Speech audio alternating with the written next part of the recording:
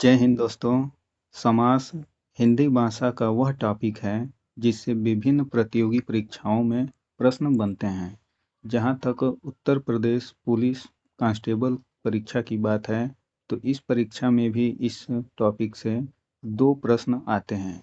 अतः समास हमारी परीक्षा की दृष्टि से अति महत्वपूर्ण टॉपिक बन जाता है। तो चलिए समास को जानते हैं। समास का शाब्दिक अर्थ होता है संक्षिप्तीकरण।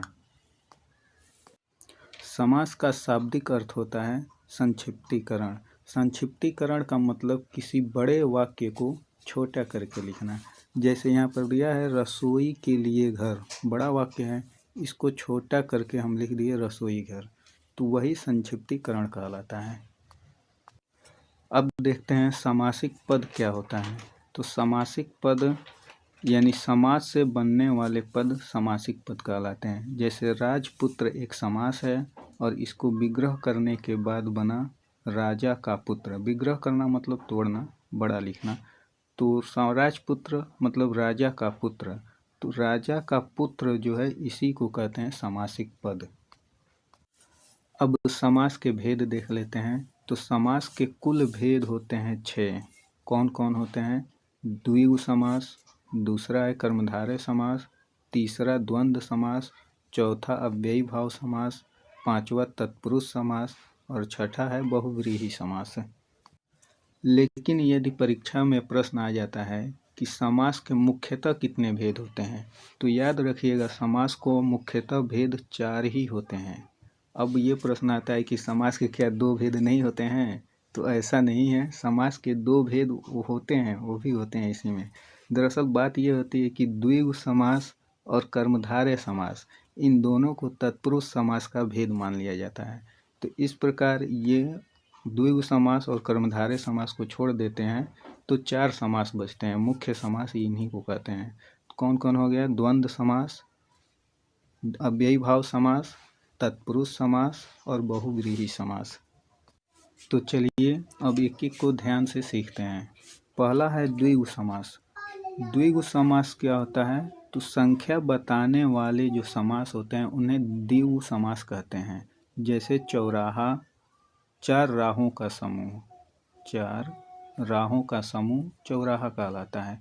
वैसे है त्रिभुज, 3 भुजाओं का समूह त्रिभुज हो जाता है। फिर है शतसई, 700 का समूह, 700 का समूह शतसई कहलाता है। 9 ग्रह, 9 ग्रहों का समूह नवग्रह कहलाता है। अब चैलेंज ये है कि द्विगु समास तो है ये, लेकिन बात ये है कि इसको याद कैसे रखा जाए, कैसे हम जानें कि यही द्विगु समास है। तो देखिए द्विगु से क्या निकल रहा है, लग रहा है कि 2 है, द्विगु से 2 है और 2 क्या है? एक संख्या है। तो इससे याद रखें, 2 से याद रखेंगे कि संख्या वाले जितने भी समास होते हैं वो सब द्विगु समास होते हैं। ठीक है। दूसरा है कर्मधारय समास। कर्मधारय समास का मतलब विशेषता बताने वाले समास कर्मधारय समास होते हैं, यानी जिसमें एक मुख्य पद हो और पहला पद उसकी विशेषता पद है बताए। जैसे नील गाय, नील गाय का मतलब होता है नीली गाय, नीली है जो गाय, तो नीली गाय में गाय तो मुख्य शब्द हो गया और नीली उसकी विशेषता बता रही है, तो इसलिए ये होता है कर्मधारय समास। दूसरा है लौह पुरुष। लौह पुरुष का 2 शब्दों से मिलकर बना है, लौह प्लस पुरुष, यानी लोहे जैसा पुरुष, लोहे के समान पुरुष। तो पुरुष कैसा है? लोहे जैसा है। उसका एक तरह से विशेषता है कि वो लौह की तरह है, लोहे जैसा है, इसलिए ये कर्मधारय समास होगा। तीसरा है द्वंद्व समास। द्वंद्व समास का मतलब जिसमें योजक चिन्ह आता है, पहचानने का यही तरीका है कि उसमें योजक चिन्ह आएगा। जैसे रात दिन, इसमें योजक चिन्ह, योजक चिन्ह मतलब डैश, इसी को कहते हैं योजक चिन्ह। रात दिन, भाई बहन, फल फूल और आजकल, जिसमें योजक चिन्ह है वो द्वंद्व समास होता है। नेक्स्ट देखते हैं अव्ययी भाव समास। अव्ययी भाव को अव्यय को उपसर्ग भी कहते हैं। ठीक है, यानी उपसर्ग जो पहले है, अव्यय पहले है, वहाँ अव्ययी भाव समास होता है। इसमें एक मुख्य शब्द होता है और उससे पहले एक अव्यय आता है, वही अव्यय भाव समास होता है। उपसर्ग कौन कौन होते हैं पढ़ाया नहीं गया है, आगे की वीडियो में बताया जाएगा। फिलहाल ये जान लीजिए कि उपसर्ग होते हैं जैसे अ हो गया, नी हो गया और प्रति हो गया, यथा हो गया, ये सभी उपसर्ग हैं। तो उपसर्ग जिसमें पहले आएगा वो समास अव्ययी भाव समास है। जैसे अनाथ, अनाथ दो शब्दों से मिलकर बना है, कौन कौन, तो अ प्लस नाथ। अनाथ, नाथ का मतलब होता है जिसके माता पिता हों, अ जुड़ गया, अ का मतलब होता है नहीं, यानी जिसके माता पिता न हों, तो क्या हो जाएगा अनाथ। अनाथ हो गया, इसमें अव्यय आया है अ, उपसर्ग है जिसे अव्यय भी कहते हैं, तो ओ है, इसलिए ये हो जाएगा अव्ययी भाव समास। वैसे दूसरा है नीडर, नीडर में भी नी अव्यय है, तो ये भी हो गया अव्ययी भाव समास। यथाशक्ति, यथाशक्ति में यथा उपसर्ग है, तो ये अव्ययी भाव समास हो गया। प्रतिशत में प्रति उपसर्ग है, तो अव्ययी भाव समास पहचानने का तरीका यही है कि उसमें पहले उपसर्ग आएगा। पांचवा है तत्पुरुष समास। तत्पुरुष समास में कारक विभक्ति का प्रयोग होता है। जैसे कारक चिन्ह पढ़े हम लोग, कर्ता ने कर्म को करण से, ये वाला, तो वो भी उन विभक्तियों का प्रयोग होता है। इसके 6 भेद होते हैं, इसको इसी वीडियो में आगे देखते हैं। अभी अगला नेक्स्ट देखिए, छठा होता है अव्ययी भाव समास,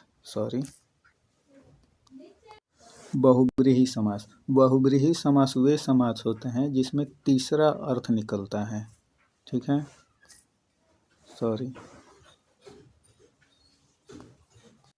बहुब्रीही समास वे समास होते हैं जिसमें तीसरा अर्थ निकलता है, यानी तीसरा अर्थ। जैसे त्रिनेत्र, त्रिनेत्र देखने से तो लगता है कि 3 नेत्र वाला, 3 नेत्र हैं जिसके, ऐसा लग रहा है कि ये द्विगु समास है, लेकिन 3 नेत्र वाला किसे कहा जाता है, तो इसका आंसर होता है अर्थात भगवान शिव। तो भगवान शिव जी को कहा जाता है त्रिनेत्र, तो तीसरा अर्थ दे रहा है, इसलिए यह बहुब्रीही समास होगा। दूसरा उदाहरण है दशानन। दशानन को जब विग्रह करेंगे तो होगा 10 प्लस आनन। आनन का मतलब होता है सिर, यानी 10 सिर हैं जिसके, अर्थात रावण। यहाँ भी तीसरा अर्थ दिया रावण, तो इसलिए यह हो जाएगा बहुब्रीही समास। आइए अब तत्पुरुष समास को समझ लेते हैं। आगे तत्पुरुष समास को देख लेते हैं। तत्पुरुष समास के भेद कौन कौन होते हैं। तत्पुरुष समास में अभी बताए हैं कि जो कर्ता विभक्ति होती है उसी के आधार पर इसके भेद मान लिए जाते हैं, जिसमें से कर्ता और संबोधन को छोड़ दिया जाता है। जैसे विभक्ति 8 कौन कौन होते हैं। कर्ता ने कर्म को करण से, संप्रदान के लिए, अपादान से, संबंध का के, की, रा, रे, री, ना, ने, नी, अधिकरण में पर, ये असंबोधन होता है, हे अरे। ये 8 होते हैं जिसमें कर्ता और संबोधन इन 2 विभक्ति को छोड़ दिया जाता है। तो 8 में से 2 निकल जाते हैं तो बचे 6, वही 6 तत्पुरुष समास के भेद बन जाते हैं। जैसे को कर्म ने को, कर्ता ने कर्म को, तो को से एक विभक्ति बन जाता है, करण हो गया, संप्रदान हो गया, अपादान हो गया, संबंध हो गया, अधिकरण हो गया। एक बार इसको जान लिया जाए, फिर बता रहे हैं कि प्रश्न पूछा कैसे जाता है आखिर परीक्षाओं में। तो कर्म तत्पुरुष समास को, जैसे माखन चोर समास देखा, जब इसका विग्रह करेंगे तो क्या होगा, माखन को चुराने वाला। तो इसमें क्या आया, को विभक्ति, इसलिए इसको कहते हैं कर्म तत्पुरुष समास, क्योंकि कर्म का विभक्ति को होता है। कर्ता ने कर्म को विभक्ति आ रहा है, इसलिए ये कर्म तत्पुरुष समास होगा। दूसरा दिया है करण तत्पुरुष समास, के द्वारा या से, जैसे रस भरा, तो रस भरा को विग्रह करेंगे तो क्या होगा, रस से भरा। रस से भरा या रस के द्वारा भरा, दोनों बात सही है, दोनों कह सकते हैं। तो रस भरा ये हो जाएगा करण तत्पुरुष। तीसरा है संप्रदान तत्पुरुष समास, इसमें के लिए आता है विग्रह करने पर। जैसे रसोई घर है तो रसोई के लिए घर, ये संप्रदान तत्पुरुष हो गया। चौथा है अपादान तत्पुरुष समास, अलगाव किससे आता है लेकिन अलग होने के लिए आता है। जैसे रोग मुक्त, तो रोग से मुक्त यानी रोग से शरीर अलग हो गया तभी आता है रोग मुक्त। जैसे आता है अपराध मुक्त, तो अपराध से मुक्त हो गया। जैसे आता है दोष मुक्त, तो दोष से मुक्त हो गया, न्यायालय दोष मुक्त कर देता है। तो ये अपदान तत्पुरुष होता है। उसके बाद है संबंध तत्पुरुष संबंध। संबंध बताएगा किसी के साथ। इसमें का के की आता है, ना ने नी रा रे री भी आता है। जैसे जल धारा, तो जल की धारा, संबंध बता रहा है कि जल की अपनी धारा है। जल धारा किसकी है, तो जल की, जल धारा। उसी प्रकार होता है एक गंगा जल, यानी गंगा का जल, गंगा जल हो जाएगा।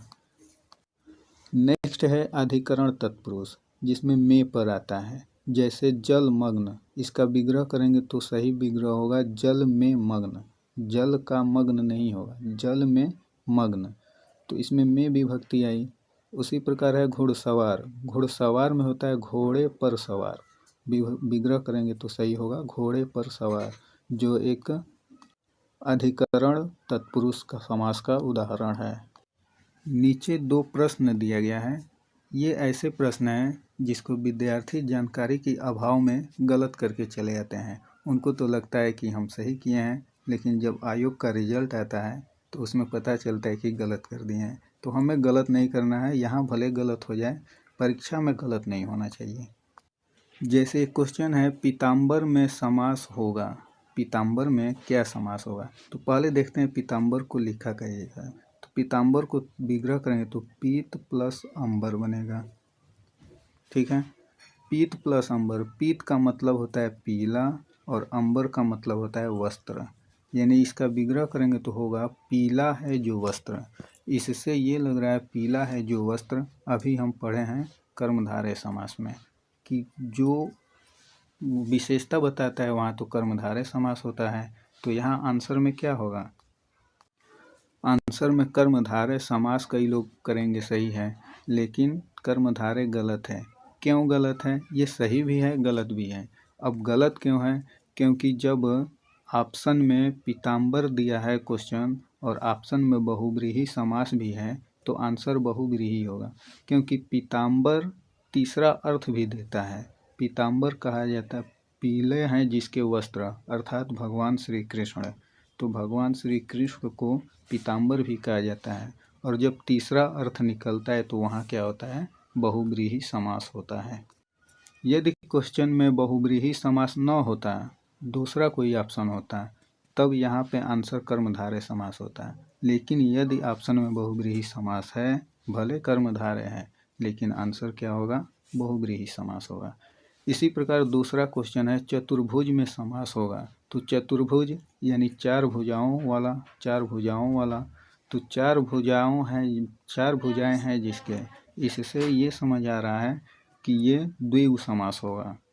और हम लोग परीक्षा में द्विगु समास मार कर खुश होकर चले जाते हैं कि मेरा एक क्वेश्चन सही हो गया, लेकिन जब घर आते हैं और मिलाते हैं आंसर की से तो पता चलता है ओह ये तो बहुव्रीहि समास होगा। लेकिन बहुव्रीहि समास कैसे होगा समझ लीजिए। यहाँ पे जैसे दिया है चतुर्भुज यानी 4 भुजाओं वाला, तो 4 भुजाओं वाला द्विगु समास तो ठीक है, लेकिन ऑप्शन में बहुव्रीहि भी दिया है। तो देखेंगे क्या चतुर्भुज का कोई तीसरा अर्थ भी निकलता है। तो आप जानते होंगे चतुर्भुज 4 भुजाओं वाला, अर्थात भगवान शिव को कहा जाता है 4 भुजाओं वाला चतुर्भुज। तो इस आधार पर जब तीसरा अर्थ दे रहा है तो आंसर क्या होगा? बहुव्रीहि समास होगा। अब आप लोगों का होमवर्क है कि समास से संबंधित प्रश्नों को हल करिए। यदि इसके बाद भी आपको कोई डाउट रहता है समास में तो कमेंट बॉक्स में कमेंट करिए। और हाँ, यदि आपको इस 15 मिनट की क्लास से कोई नई चीज़ सीखने को मिली हो, आपके ज्ञान में वृद्धि हुई हो, तो इस चैनल को सब्सक्राइब करें, जिससे हमें मोटिवेशन मिलेगा और कठिन टॉपिक को आसान से आसान भाषा में समझाने के लिए। तो इंस्पायरिंग एजुकेशन को ज़रूर सब्सक्राइब करें। धन्यवाद। Thank you. Take care.